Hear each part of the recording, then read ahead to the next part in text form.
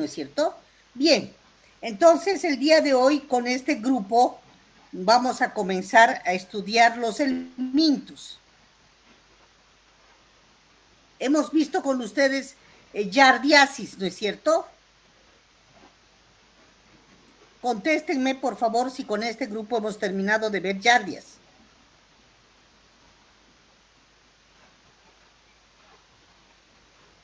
Los protozoarios.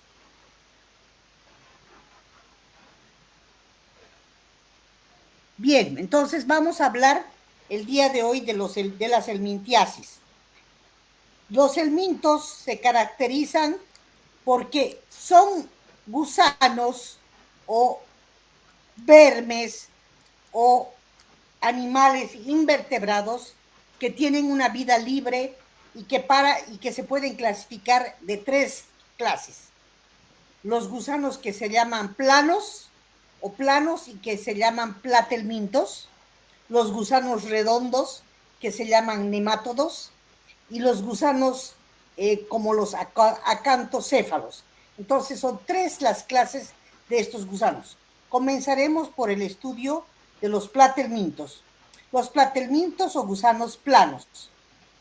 Los platelmintos son también hermafroditas que tienen los 2 sexos, eso significa hermafroditas, y presentan además estos hermafroditas un sistema reproductor que está completamente desarrollado. Pueden presentar 4 clases a su vez. Una clase monogénea que pueden estar, son platelmintos que parasitan a los peces, a los anfibios, otros de la clase turbelaria que son de vida libre como las planarias, los tremátodos que son gusanos planos pero que parasitan al hombre como la fasciola hepática, y los céstodos que son parásitos como la tenia. Nosotros vamos a abocar nuestro estudio al estudio de los tremátodos y de los céstodos. Bien, comenzaremos por los céstodos. A este grupo pertenecen todas las tenias. Todos los organismos de esta clase son parásitos y son planos. No tienen celoma o cavidad corporal y carecen también de aparato digestivo. Su hábitat definitivo de estos parásitos de los céstodos son los intestinos o también las vías biliares. Y los estados larvarios de las tenias se pueden alojar en diferentes tejidos, en los más diversos.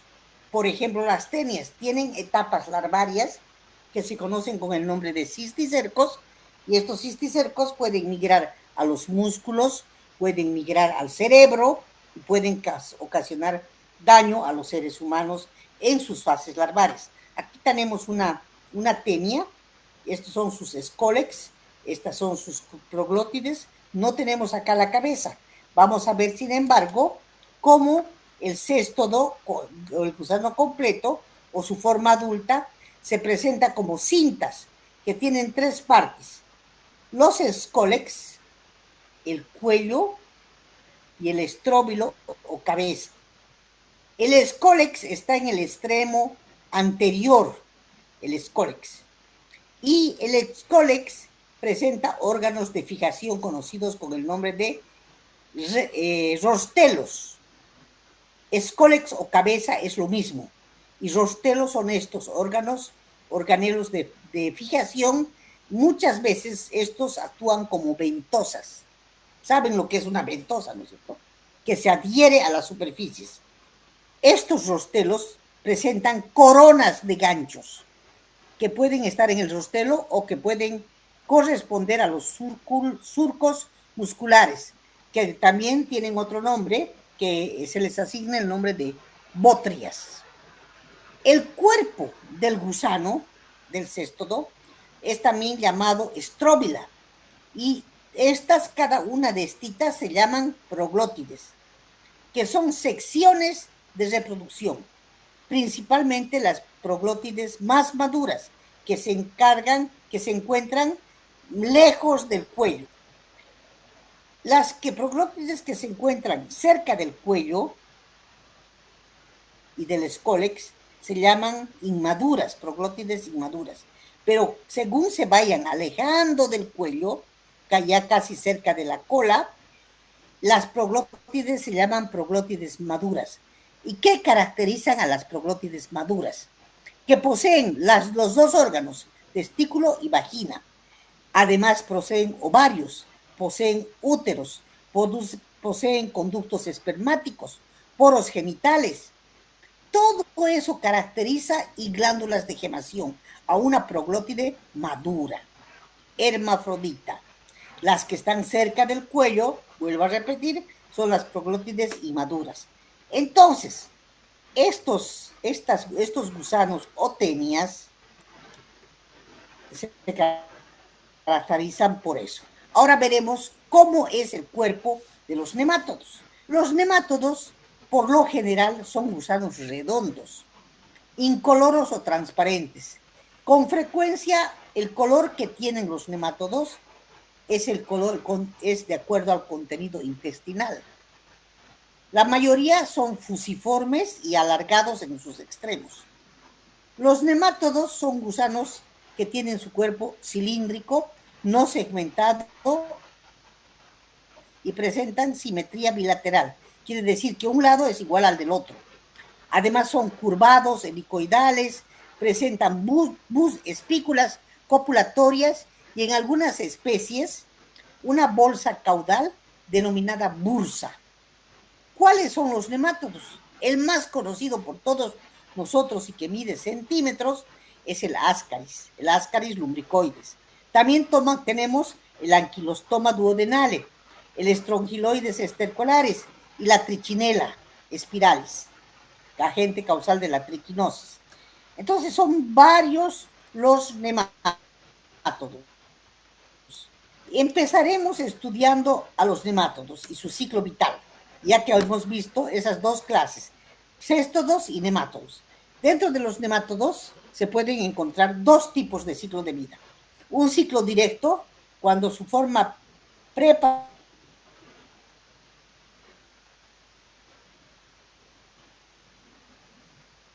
parasitaria es dentro del huevo o puede estar fuera del huevo y salir de él. Ese es el ciclo directo. Y el ciclo indirecto es cuando estas larvas son infectantes y se desarrollan hasta su etapa infectiva en el interior del huésped intermediario. O sea que los nemátodos necesitan de otros huéspedes. Muchas veces es el mismo huésped, el mismo hombre, el huésped también intermediario.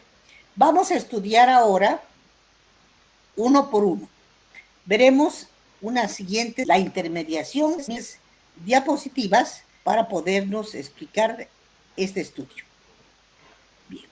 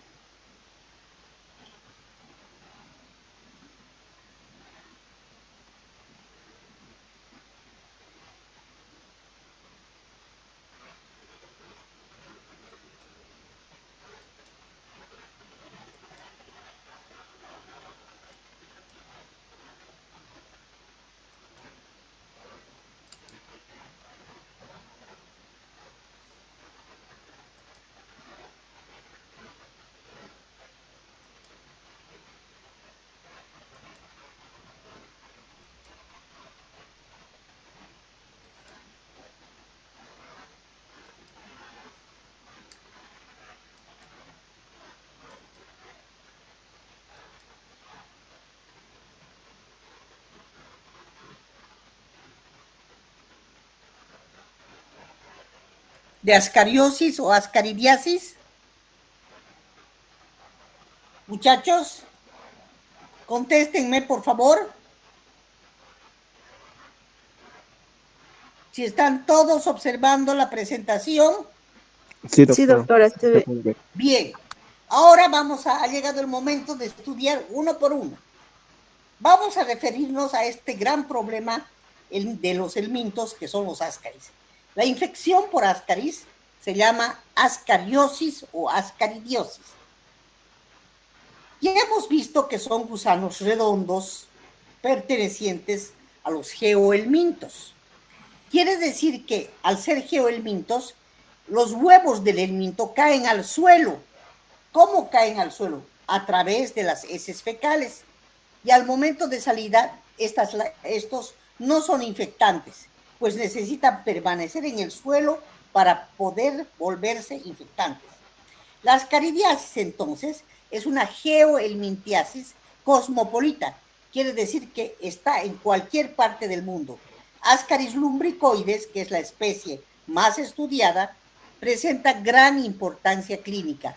Puede contribuir principalmente a la desnutrición de los niños. Los cuadros clínicos de estas ascaridiasis varían desde ser asintomáticas hasta ser muy graves y dar muchas complicaciones intestinales y extraintestinales. ¿Cómo se ubica taxonómicamente Ascaris lumbricoides? Miren, taxonómicamente pertenece al reino Animalia, al filum Nemátodo, a la clase Cesernentea, al orden Ascaridia, a la familia Ascaridae, y su género es Ascaris y su especie es Ascaris lumbricoides. Como verán, también está escrito en cursiva. Bien, ¿cuál es la reseña histórica? ¿Desde cuándo lo conocemos a este parásito? Generalmente, desde que se han observado las momias egipcias, que datan de muchos siglos antes de Jesucristo, se ha mencionado por varios observadores, Hipócrates y Aristóteles, a los ascaris. En el año 1683, Edward Tyson, un británico, hizo el primer dibujo oficial y lo comparó con una lombriz de tierra, porque es idéntico, muy parecido.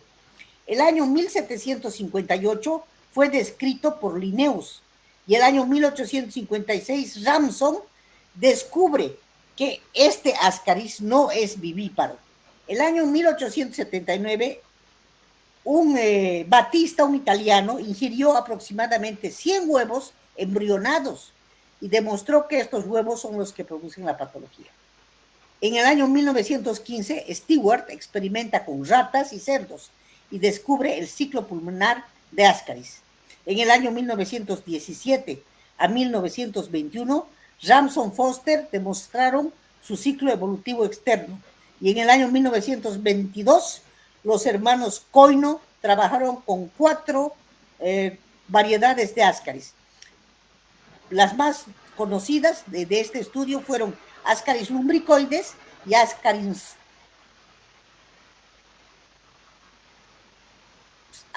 de ambas especies. Uno se enfermó y el otro no se enfermó.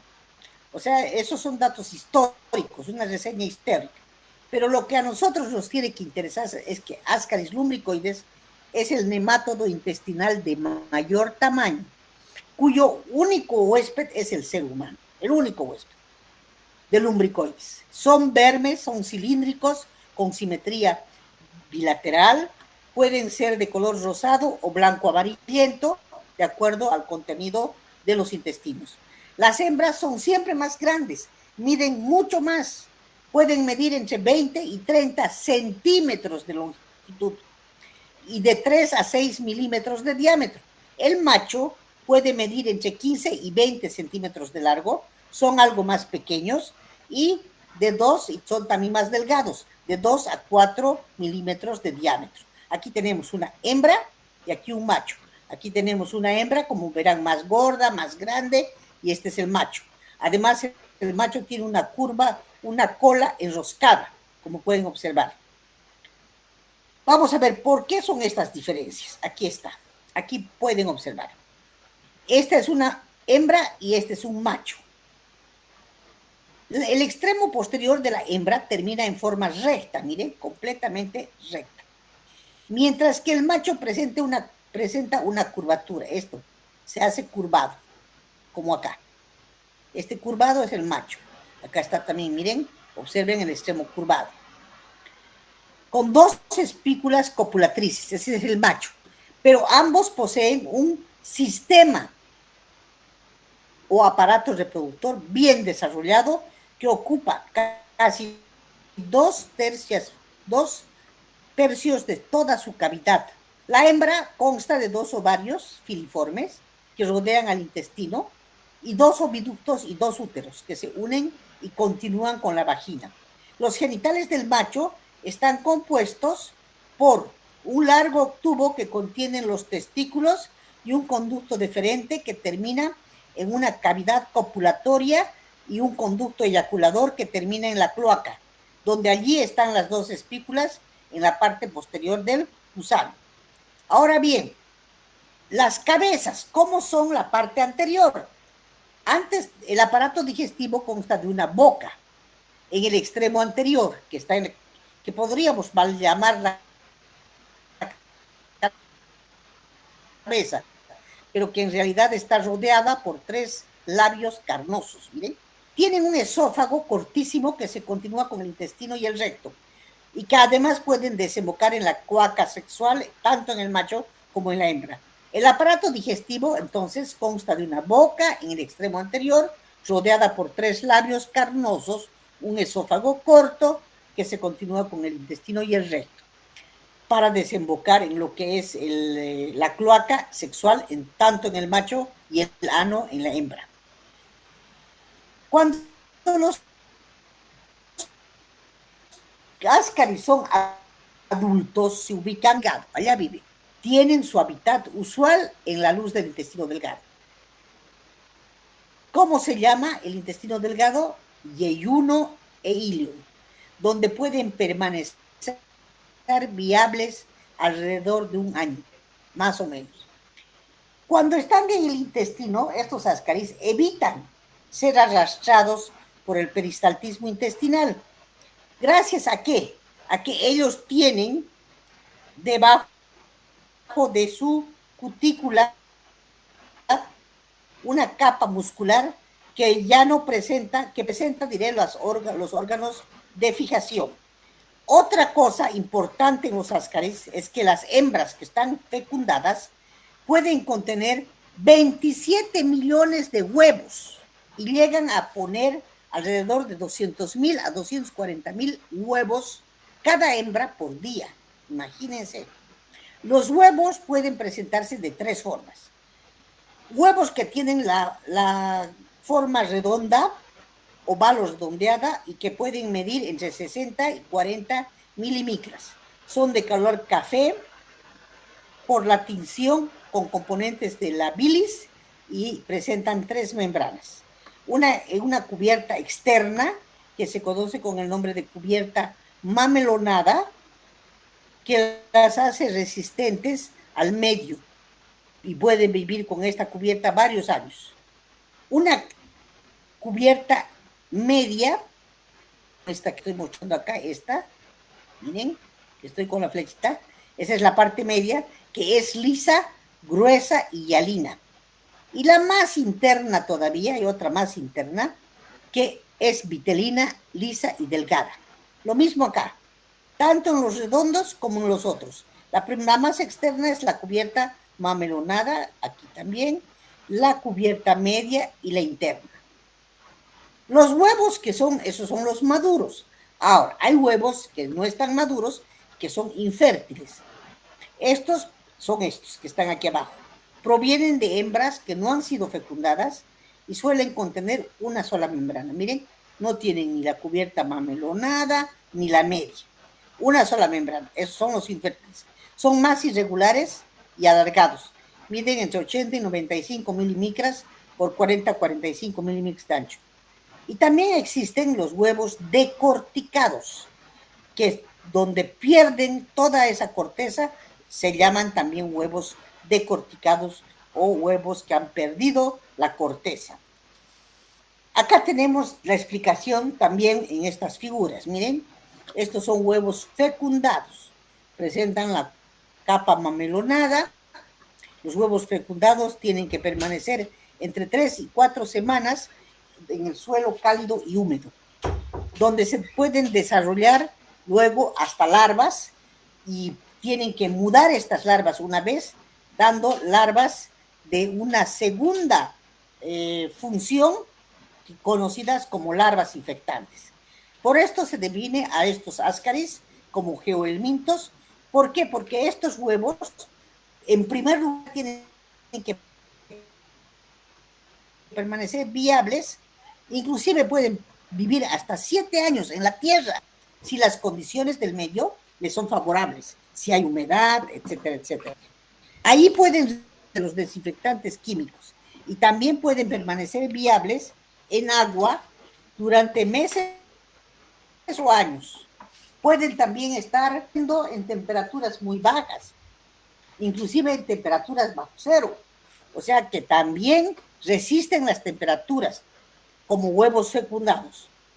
Pero pueden destruirse si las temperaturas son altas. Por ejemplo, por encima de los 40 grados ya se pueden destruir. También se pueden destruir por exposición a la luz solar directa. Si están expuestos más de 15 horas, los ascaris llegan a morir, se destruyen. Bien, este es su ciclo biológico. Miren, por cómo penetran. La forma infectante es el huevo maduro, con cubierta marmeronada, todo. Esto es ingerido con los alimentos o con las aguas hervidas o con contaminación, ¿no es cierto? Por frutas, verduras, etcétera, ingresa por el tracto gastrointestinal y se localiza en el yeyuno y en el ileum. Allá puede permanecer varios años. Luego, estos ascaris van a mudar a larvas de L1 en una primera temporada. Esas larvas denominadas L1 van a eclosionar en el intestino delgado, quiere decir que van a reventar los huevos en el intestino delgado, van a pasar a larvas L1, 50 y 15 micrómetros. Y estas larvitas, estas chiquititas, van a atravesar las venas o los linfáticos. Van a penetrar en la pared del intestino y entran en la circulación. Migran por los bronquios, van a ascender hacia los pulmones y luego van a volver a bajar por el esófago. Van a volver al esófago. Después de 7 días van a migrar por los bronquios, ascienden por la tráquea hasta la glotis, bajan por el esófago, nuevamente hasta el intestino delgado. Pueden madurar allá en 2 a 3 meses. Una hembra que puede vivir, una hembra ascaris, puede vivir en el intestino durante 12, o sea, un año, hasta 1 año y 6 meses, hasta 18 meses. Y tienen una capacidad de producir cada día 25 millones de huevos, de 200,000 huevos, cada día. Los huevos se van a excretar otra vez. Las heces fecales van a regar las plantas y nosotros vamos a comer estas plantas y vamos a ingerir todos estos huevos. Nuevamente va a iniciarse el ciclo vital. Entonces los huevos estamos viendo que son muy resistentes a los desinfectantes químicos, que pueden sobrevivir meses en aguas residuales, pero ¿con qué morían? Con el calor. No pueden resistir más de 15 horas temperaturas mayores a 40 grados.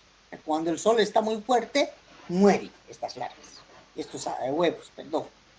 Bien, ¿cómo es su epidemiología? Si Ascaris lumbricoides es el nematodo más común, este parasita a más de 1/4 parte de la población mundial. Y al parasitar más de 1/4 parte de la población del mundo, es cosmopolita, vive en cualquier parte, es ampliamente distribuido. y es el mayor causante de contaminación fecal del ambiente.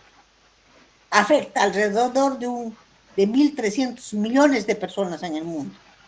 La OMS ha estimado que alrededor de 600 millones de niños están en edad escolar, van a requerir tratamiento preventivo para las geohelminthiasis.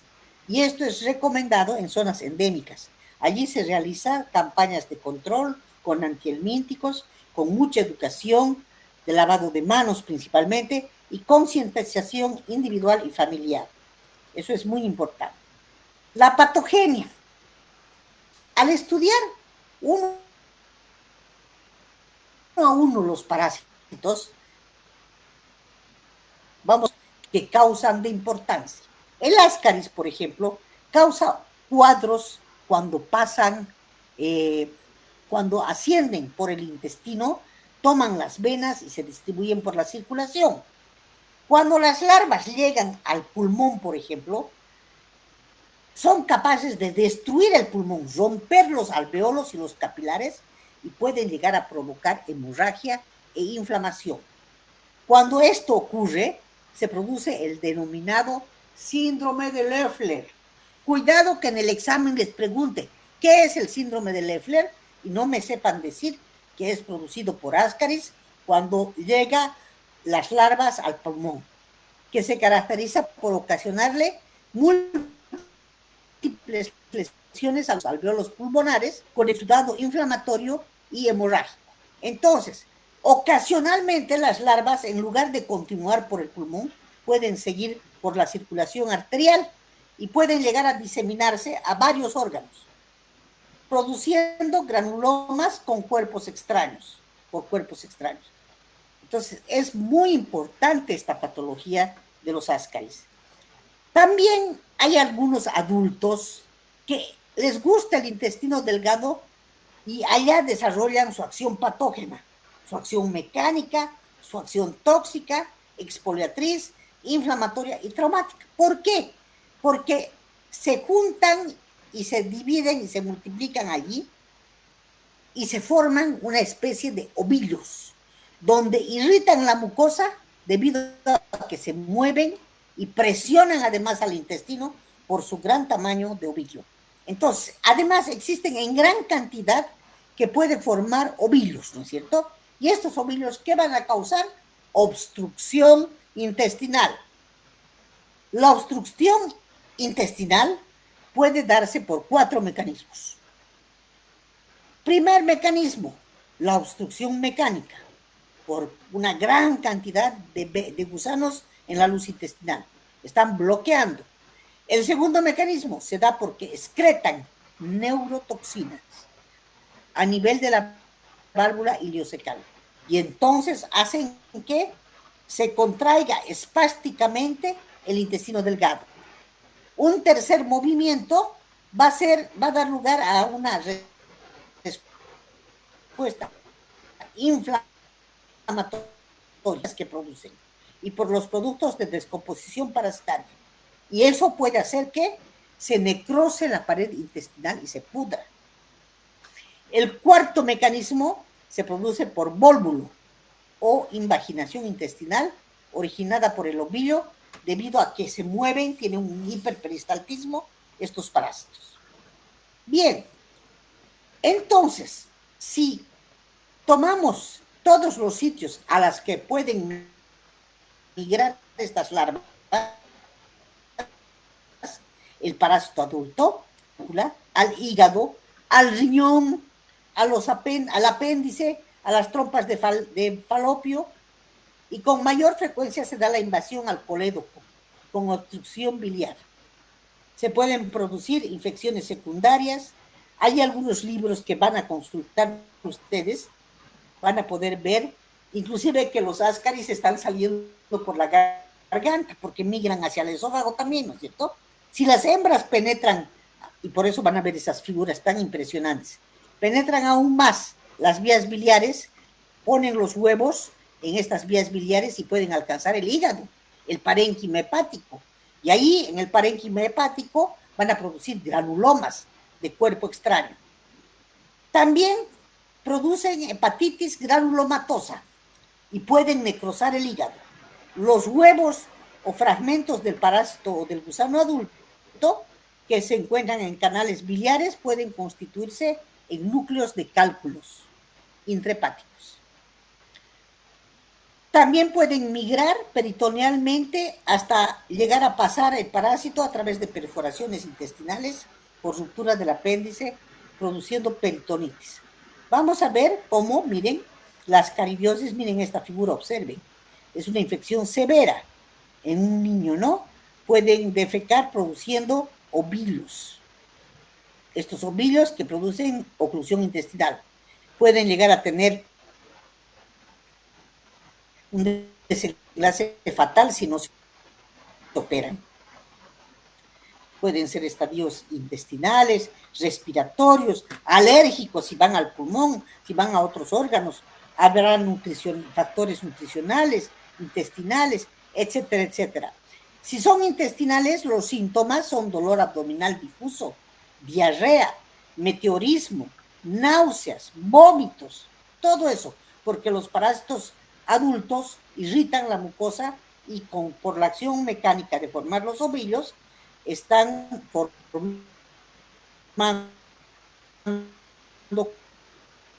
cuadros clínicos. Hay intestinales, respiratorias y alérgicas y de otras índoles. En los otros órganos también, cuando migran, cuando consumir mayor cantidad de proteínas, de carbohidratos, de lípidos, de vitaminas de la clase A y la C, y entonces produce disminución de tolerancia a la lactosa. Ahora, otros órganos que se ven afectados cuando llegan por circulación arterial, inclusive pueden llegar a los ojos. Hay fotografías de pacientes saliéndole del ojo ascaris o parasitando las vísceras y el sistema nervioso central y ocasionando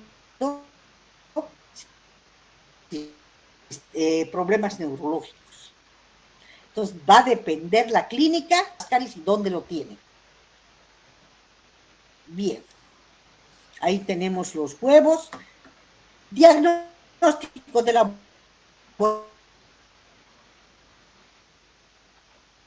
laboratorio. ¿Qué tenemos que hacer nosotros? Vamos a encontrar redondos o alargados, completamente maduros, o inmaduros o decorticados como estos. O podemos encontrar parásitos adultos en las heces que son expulsados espontáneamente por el ano, o por la boca o por la nariz. También se pueden encontrar estadios de larvas en el esputo. Miren, qué importante es saber todo esto.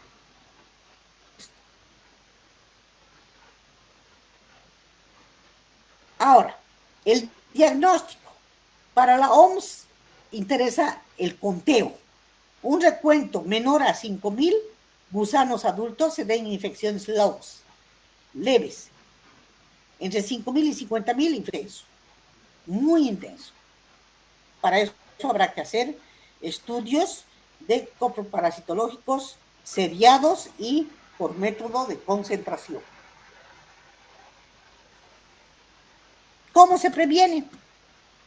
Con medidas higiénicas, que no solamente realicen las personas, sino también la comunidad. Eliminando adecuadamente las excretas, las heces fecales, usando agua segura, potable y sometida a ebullición. El consumo de la geofagia, que los niños coman tierra. Hay muchos niños que comen tierra. El control de vectores mecánicos como artrópodos y teniendo una buena higiene personal. Esta fotografía parece de cuento, ¿no? Miren una bandeja llena de ascaris. Tremendo. Pero así es como tienden a formar ovillos. Hay personas que albergan cantidades increíbles, miles, millones de ascaris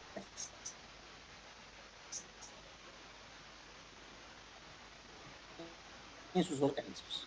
Para la candidiasis, todas estas drogas, el mebendazol, dosis diaria para niños y adultos, 200 miligramos. En dosis única para adultos, en niños, 10 miligramos por kilogramo de peso. El flubendazol, dosis diarias para niños y adultos, 200 miligramos, 2 tomas por 3 días. También tenemos el pamuato de pirantel. Este es un agente bloqueador neuromuscular que impide la migración del ascaris a otros órganos. Es la droga de elección durante las que usan las embarazadas, por ejemplo. El pamuato de pirantel. También la dosis diaria de niños puede ser de 5 a 11 y en adultos 400 miligramos. Hay otras drogas, citrato de piperacina, la nitazoxanida, hoy en día se da también para el ascaris, y el pamuato de piperacina. Bien, ese sería el tratamiento para el ascaris. Bien, muchachos, preguntas.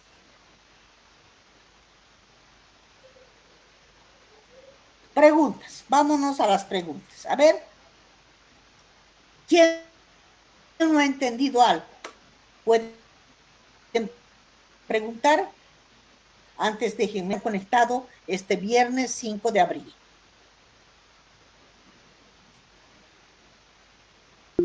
Les agradezco. La cubierta mamelonada de los huevos, aquí hay una pregunta que dicen cuál es la función de la cubierta mamelonada. Preservar al huevo, principalmente de la sequedad. Esa es la función de la cubierta mamelonada. El huevo más que está maduro. Aquí Roger Marcelo quiere preguntar si la ivermectina puede ayudar a botar la tania.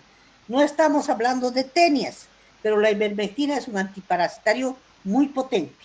Ya vamos a ver en qué casos se utiliza la ivermectina. Todavía no nos adelantaremos. Ahora estamos hablando de los ascaris. Bien, todo a su debido tiempo, si no se van a querer confundir. ¿Otras preguntas? Diego, dígame. Doctora, ¿cómo está? Una consulta sobre el síndrome de Loeffler. Cuando el parásito llega a la parte del pulmón. Migra a los pulmones. Migra a los pulmones. Exacto. Y causa lesión en los alveolos. Esto, digamos, cuando lo curan, ¿qué tan dañado lo deja el pulmón? A veces, digamos, ¿qué tanto daño puede causar, digamos, en estos casos? ¿Hay cura? O en sobre algunos todo casos puede causar inflamación, puede haber hemoptisis, los pacientes pueden llegar a botar sangre por la boca, ¿no? Porque están botando, pero generalmente se recuperan. Con un correcto tratamiento se recuperan. Mueren en cualquier lugar que estén. Y muchas veces hay intervenciones quirúrgicas, han tenido que existir, dependiendo de la cantidad de larvas. Bien. Generalmente lo que hay que hacer es sacar una ecografía o una tomografía de vías pulmonares y observar cuánto tiene. Si es una larva, sale, no hay problema. Pero si son muchos, hay que tomar cuidado.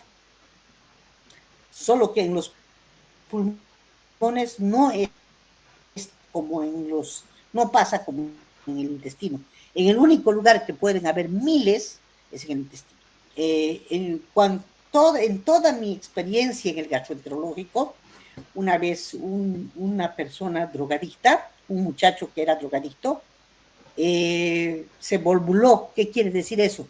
Que uno de sus intestinos se ocluyó, se torció, y en sus intestinos sacamos ovillos que alcanzaron exactamente a 786 ascaris, gusanos adultos de ascaris. Tenía un ovillo enorme, con 700, hemos contado, de los cuales 500 eran hembras y el restante eran machos. Hemos contado, hemos medido, hemos hecho un trabajo de presentación. Y además, ¿por qué di manifiesto que era este paciente drogadicto? porque dice que la droga tiene un efecto anestésico.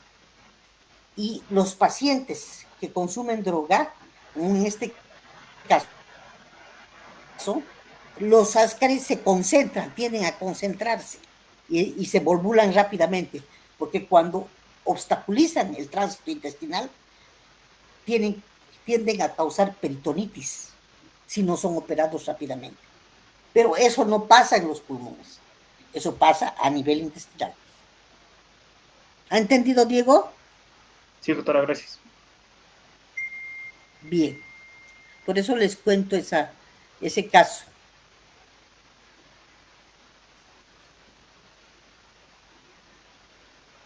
Bien, si no hay más preguntas, ustedes ahora son el grupo, el 310 está más adelante que el grupo 300. Los del grupo 300 recién vamos a avanzar el Mintos, la siguiente clase. Ya ustedes van a pasar a las tenias y vamos a estudiar uno por uno, así con mucho detalle, a la tenia. Porque ya se acerca la fecha del primer parcial y ya tenemos que tener materia suficiente para poder dar este examen.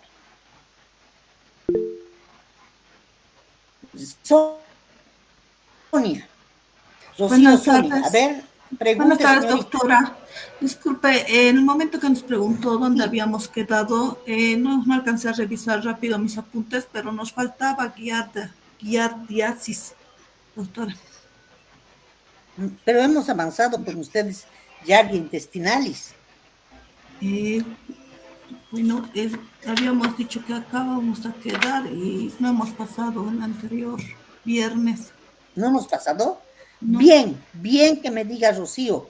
Entonces, la siguiente clase vamos a avanzar. Ya, ahora me estoy anotando giardia intestinalis, que nos falta con ustedes. ¿Ya? Gracias, doctora. A inicio y después vemos las técnicas. Muchas gracias, doctora. Gracias por avisarme, Rocío.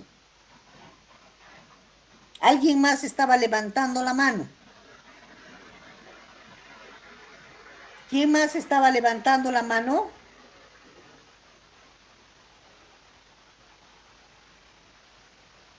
Bueno, creo que nadie. Todos querían decirme seguramente. Muy bien, jóvenes, aquí vamos a quedar.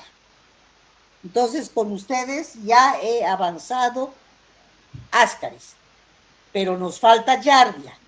Giardia avanzaremos la siguiente clase. Bien, muchachos.